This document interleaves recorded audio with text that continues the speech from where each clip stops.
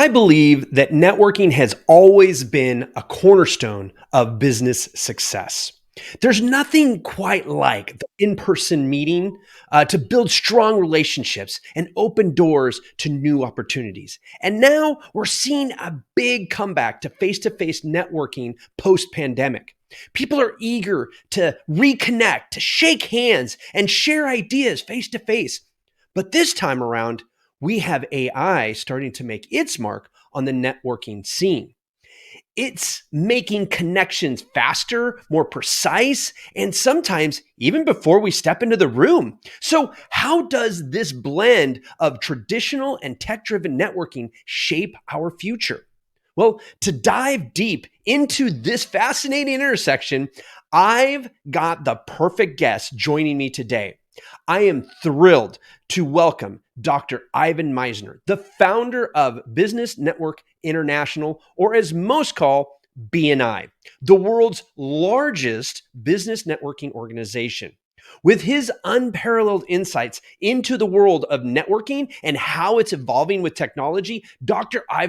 Misner is here to shed light on how AI is influencing the way we connect, build relationships, and grow our business in the new era.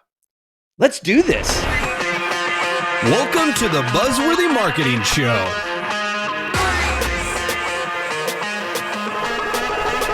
Welcome to the show, Dr. Misner.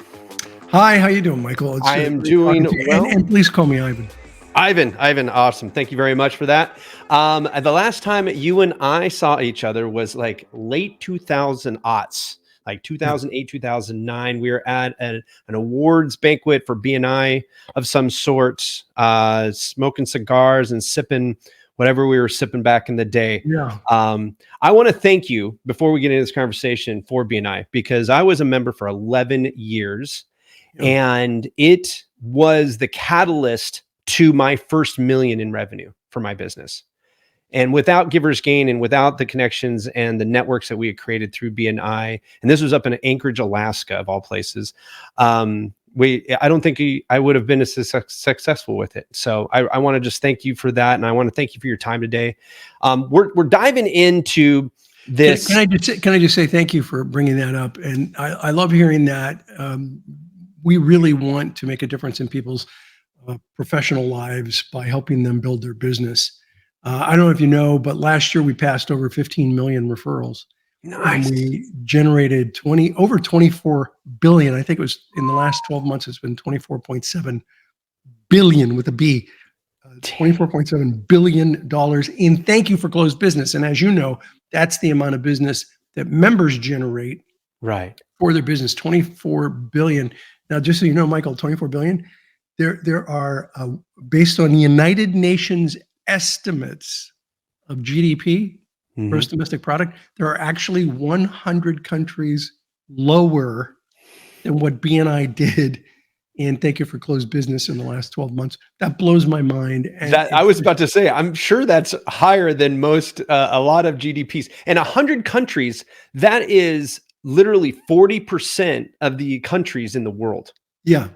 Yeah, it's amazing to me that we are generating that kind of business, and it tells me that we're making a big difference in communities all around the world and in businesses like yours and many others. I appreciate that, and I do. So your business has been around since, if I remember correctly, the mid to late 80s. 1985. We will be celebrating our 40th anniversary in January. Wow, that is so awesome. I got another year until my 20th, so that give you some perspective there. Well, I earned all this gray hair. Well, I've already lost all mine, so I don't know what to do with it. So you've seen technology. I mean, literally networking before the internet, right? Yeah. Like that was a different world back then. And then the introduction of the internet in the 90s really didn't take a hold until probably the early to mid 2000s, if you will. But now we have this thing called AI. Yeah. How are you seeing the evolution of networking as the evolution of technology continues to just rapidly impact our lives?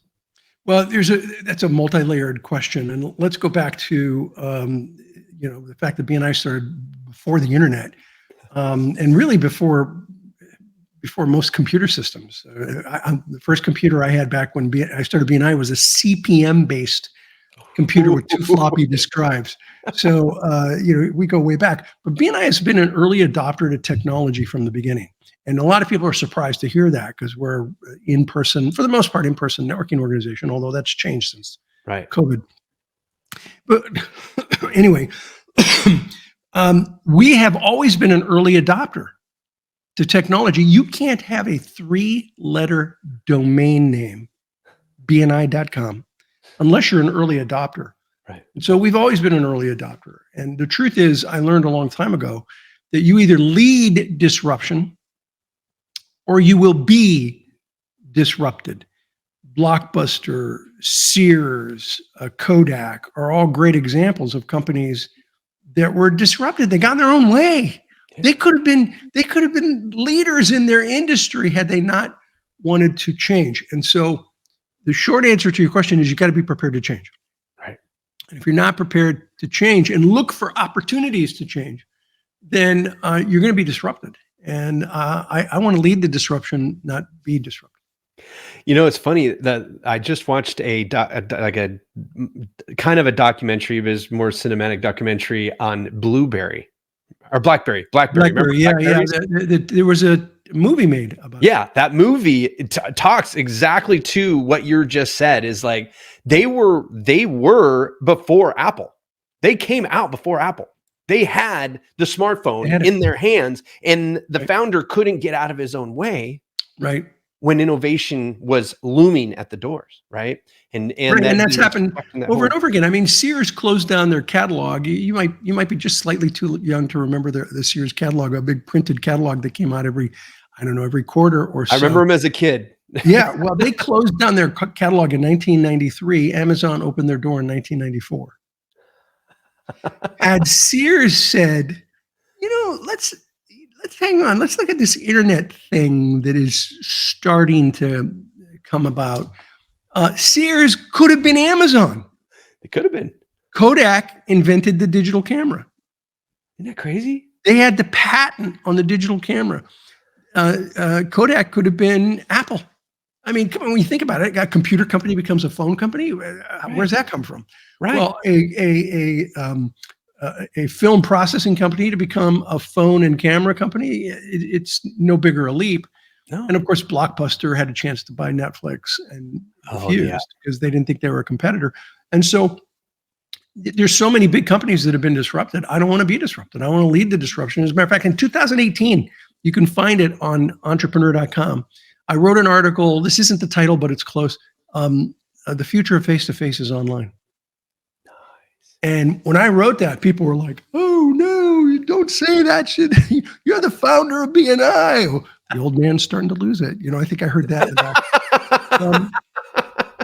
And I was like, no, the technology is advancing at such a fast pace that online meetings are probably inevitable. And I even said, we're going to see holographic meetings where people are doing holographic meetings like, Star Wars. You remember? Yeah. A real Jedi and then a couple of holographic Jedis and a real Jedi. And in the article, I said, when we get to that point, I want to be Obi-Wan Kenobi. So I wrote this. People thought I was crazy. But guess what? January of this year, just 6 years after I wrote that article, we had our first BNI meeting in Dubai where the chapter president showed up as a full-length holographic image and ran the entire BNI meeting as a holographic image. Isn't that amazing? It is amazing. And look, if we don't stay focused on what technology is doing, we're going to be disrupted by it. So how are you seeing AI facilitate the new age of networking? Well, I mean, I think there's still a lot up in the air on that. Right. But there are things that I have already told BNI members that they can do with AI that would help them greatly. For example, you're familiar with, I'm sure, with the concept called context spheres and power teams. Mhm. A context sphere, a group of business professionals that are in a symbiotic relationship. Mhm. And a power team is those people in that context sphere that you actually have the relationship with. Right. And so one of the things that I learned early on with the release of AI, and I did this when I was being driven by a BNI member sedan service, and he was saying, "I'm trying to figure out, who should be in my power team." And I said, "Why don't you ask AI? Ask ChatGPT." And he said, "What a great idea!" So I did it for him. I said, "Give me your email." I did it for him, and I said, what professions fit within this power team? Right. And a power team, the context are a group of professionals that are in symbiotic relationships, compatible, non-competitive. And it gave me a whole list of Nice. professions. That's awesome. And I reached out to the guy and I said, these are the people that you should be really bringing into your personal network, these professions. And to me, that's the low-hanging fruit for something like AI. You use it for information gathering. Mhm. Now, I'm sure down the road it's going to be used in many, many other ways, but information gathering is the obvious one right now. I think that yeah, so data, right? Like people don't realize that AI is the king of sifting through and Yeah, synthesizing data, right? And yeah, one of the things I see coming in is like when you have a referral partner or maybe even a JV, right? A joint venture, and you're like, well, who do you know? Don't ask the person across the table from you. Ask GPT, right? The chat yeah. GPT. Who in my contact sphere should we be talking to and introducing each Right. other to? And And it's going get to give that you the kind of information. reasons and all the other things, and it'll even help you write the email for the introductions, Oh right? yeah, absolutely, absolutely. And I've used ChatGPT.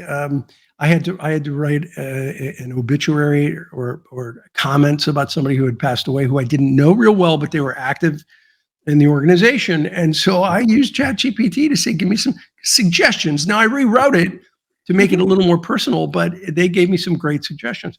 I used AI to do a survey. Okay, Mm, so when I do surveys, as a rule, you write up a survey, you do a rough test, you got all kinds of problems. Then you do a second version, you send that out to people again, you get more changes, you do a third version, and the whole thing takes 3-4 months to get a good survey. right. I did it in 30 minutes Jeez with Louise. ChatGPT. Isn't that I did crazy? one test, got back, and the survey was I needed 70 items on how to scale a business. Okay. Finance, marketing, management, HR, different topics, but I All this needed stuff. like Yeah. 70 of them. Dang. And I said, give me 10 on finance. And it just went, and I did one test and got back like 30 or 40 responses and only one new idea from doing the test. So the whole thing took a week Mm, versus 3 or 4 months. And I speed. put the survey out. The survey, by the way, is for a book I'm working on called Garage to Global. How do you take your business from your garage, which I did, to a Right. global enterprise? So things like that, just Yeah. like you said, data. Right. It gave me all these ideas that were phenomenal. Right. And by the way, I plugged in my ideas. So they knew what I was coming in with, and they Right. just added to it.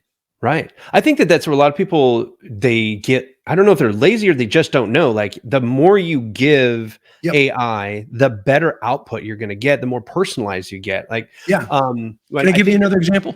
Go ahead. I um, was with a friend of mine who's a member of the Transformational Leadership Council, and he's doing a book, and he wants to show how you can use AI as a thought partner.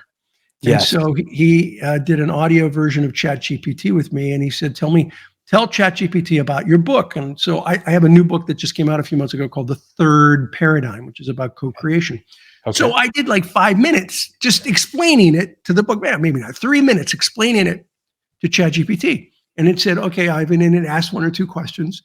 And it said, so how can I help you? And I said, well, what can I do to market the book that I'm not doing already? And then I said all the things that I'm doing already. Mm-hmm. And I thought, it's not going to give me anything. I've written 29 books, right? Wow. I'm not going to get anything. It gave me something I had never thought of, which was brilliant. It said, well, it seems like you're doing all of the things you should be doing to market a book. However, have you thought about doing a series of webinars, remote webinars on the book. So you do a virtual tour, it called it. Have you Right. thought about doing a virtual tour? And I'm like, no. What would that look like? And said, well, break the book down into different sections and then do a tour online and just invite thousands of people. And I thought, wow, what a great idea. Oh my gosh. And so I started doing virtual tours for my latest book because of a discussion with ChatGPT. Yes, it's something that like my wife, she's actually asking me about like, can the Chat GBT help me with this? I said yes. And it's just like, what can't it do? Anything you can't ask it to do. Like if you can't formulate a question, Chat GPT or any AI can't help you, right? But if you can formulate what you need in a question, and sometimes I even use it in like, what question should I ask you to get this output? It'll give me all the questions I'm supposed to answer, Yeah. right? Oh, here's all the information I need from you before I can give you this output. Okay, great. If only we could have Answer all those questions. ChatGPT implanted in our brain so that when we're talking to our spouse, we can say, how do I answer this question? And it gives you some choices. But It's like, and make sure you get the right tone now. yes, oh yeah, you gotta have the right tone. Absolutely. So let's do some future thinking, right? Yeah. If nothing was impossible, what would your dream be of how AI could impact networking organizations and networking in general? Well, first of all, I think we're going to see certain professions disappear, and there'll be professions that are created that we've never thought of. I mean, people say to me, well, what professions are there, really that have come out of nowhere other than the technology professions like website development and robotics and whatnot?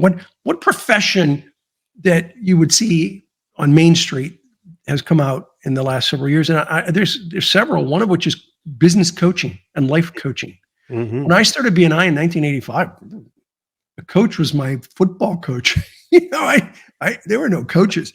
So there are professions that have developed, but there are also professions that have disappeared. For example, one of them are travel agents. Now, yes, there are still travel agents out there, but there was a time in BNI where virtually every chapter had a travel agent. But because of the internet, I would say maybe 1 or 2 out of 100 chapters have travel agents today because the industry has changed. Right. So we got to be cognizant of what professions might be in trouble. Paralegals in trouble. Oh, yeah. They're almost paralegals in trouble. Yeah. What you're going to have is an AI coordinator, a paralegal coordinator. But a paralegal themselves, I think I'd be worried if I were in paralegal. And my daughter was studying to be a paralegal assistant, and I said I would focus on AI and paralegal as opposed to paralegal. Or how you can manage paralegal tasks, because it still takes a human, right? I think that like in writing, a lot of people it's about research. Yeah. You use it to do the research. Yeah. That's AI's expertise. The other thing is, and people are going to hate to hear this, but physician's assistants. Oh yeah. So I live on 10 acres in Austin. I've got a lot of deer, and I got a tick bite. And the tick bite was clearly Lyme disease. And when it's a tick bite, that it's like a bullseye, boom, boom, boom. And so I could tell it was Lyme. And so I called up my physician's assistant, showed it to her, did it by Zoom, by the way, showed her a photograph. And she's like, yeah, that's a tick bite, Lyme. So here's what you need to do. Boom, boom, boom. You need to take this particular antibiotic. She gave me the whole thing to do. I thought, gee, I wonder what ChatGPT would say. So I got on ChatGPT and I gave all my symptoms. I didn't say I had it. I just gave all my symptoms. It gave me 2 paragraphs of, you can't use ChatGPT for medical advice. We are not qualified to do medical. It was the lawyers, like you cannot use this for medical. And then when it was done saying that, it gave me like 4 paragraphs of everything I should do. And it was exactly what the physician's assistant said, down to the antibiotic that was recommended. They said there's like 5 or 6 antibiotics that are often used, but this is the most common, and this is the one that you should use generally. So, Oh, that's hilarious. wow. I think that we're going to become well. So, like, you're an author, 29 books, right? And Yeah. I'm an author. I've got a couple books out now too, and I find that I can utilize ChatGPT for all the research stuff really well, right? Yeah. It doesn't write for us, but it definitely dives into the ideation, the research, and a lot of editing. Like, Well, a lot of you write editing, but something, you're what like, I "Yeah, fear this is a that little it does. clunky. What I fear is that it Can you does write spit that for back us. out to me?" And a lot of times I do. Yeah, and you could put in material and it will edit. But what I fear is AI writing for us. And I teach at a university. I won't name the university to get them in trouble, but I teach at a university. I teach an MBA program on leadership. Uh-huh. And I was, I'd started the class, and AI was just reasonably new. And I didn't say to them, you can't do papers with AI. And 25% of the papers I got back. You can run them through AI search, online programs. Uh-huh. 25% of the papers I got back had been written by AI. Okay. And so I'm worried about education. I'm worried about learning. I'm worried about writing. If AI is writing for us, that concerns me a little bit. And it concerns me in an educational situation in the sense that I need to be thinking about, especially leadership. What kind of leader do I want to be? How do I want to interact with people? What are the values that I have as a leader? How am I going to implement those? These are things that I should be writing about, not asking AI to write about. Exactly. And so I have fears about stuff like that. That doesn't mean we shouldn't look. The genie's out of the bottle. Right. It's out. So what we need to do is figure out how to deal with it, as opposed to trying to put it back in the bottle, because that isn't going to work. Yeah, it's not going anywhere. I think if you hit the nail on the head, though, it's like it's a tool, right? And you have a quarter of your class in an MBA program that is not really. It sounds like, to me, if somebody's using ChatGPT to write their paper in leadership in an MBA program, they're there to get the credit, not the education, right? And when you're curious, you want to be the creator, because when you create, you learn, right? When you teach, you learn. When you practice, 100%. And I think that the big takeaway here is that we utilize AI for what it is. It's a tool, not a crutch. Yeah, 100%. And life gets in the way. And when we see opportunities to kind of cut corners, sure, many of us will cut corners. Mm-hmm. I mean, I've cut corners a couple of times in my life, and didn't like the fact that I did that, and stopped cutting corners. And I'm hoping that the students that I busted, and I busted them. I didn't bust them. Public shaming? Well, it was a public shaming to the entire group. Yeah. Not any individual. Individuals, you always reprimand or redirect in private, right, and praise in public. Right. And so I redirected publicly to the group, and then individually to all of the students, one at a time, right, privately. And I let them rewrite their paper, and whatever grade they got, I knocked it down a grade. So they had a chance to redo their paper, and they all did 100% redid their paper, and 90% of them admitted guilty. One didn't, and I was like, "Well, here's the evidence." Okay, I just showed it to her, and she's like, "I'll just redo the paper." She never said I did it, but she said, "I'll redo the paper."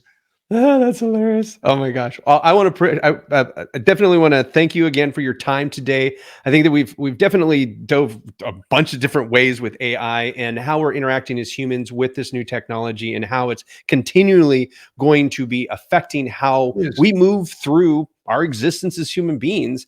And we don't know what the future holds. And there is one thing, though, if you don't mind me adding, Michael, it's still about relationships.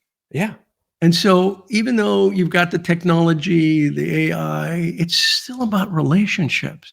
Yeah. It's about, the fact that networking is more about farming than it is about hunting. It's about cultivating these relationships that you have with people. It's about creating visibility in the community, most importantly, establishing credibility in the community, and then you lead to profitability. And so you have all these tools. I mean, I think back when I was younger and in college and having a calculator and the professor saying you can't use a calculator in math class.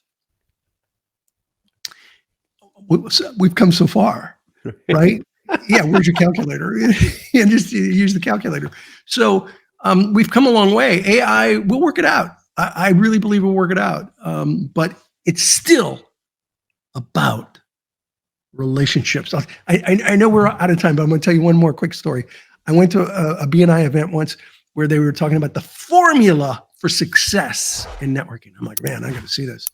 And so he stood up and he had this whiteboard and he's writing on this whiteboard. It was a really complex formula about Metz law and Dunbar's factor and all of these things and doing the square root of the number of the people. And I'm like, whoa, this is really confusing. And he's sounding confused with his own formula. And then finally he looks at it and he puts a big red X through the whole thing. And he says, oh, forget about the formula. It's all about relationships. And we're like, yeah, okay. That's it. It's all about relationships. So use AI as a tool, but don't forget, it's all about relationships. Oh my gosh, that was huge right there. So many nuggets. If you didn't pick up at least a dozen, you owe it to yourself to go back and listen to this episode again. Ivan Misner, one of the most giving people I've ever met in my life. Like he said, he's got 29 books. If you want to check out more about Dr. Ivan Misner, to go to ivanmisner.com. If you're interested in learning more about BNI, go to bni.com. Believe me, I was in it for 11 years, and I'm telling you right now, it made me millions. You should check it out too. Until next time, stay buzzworthy.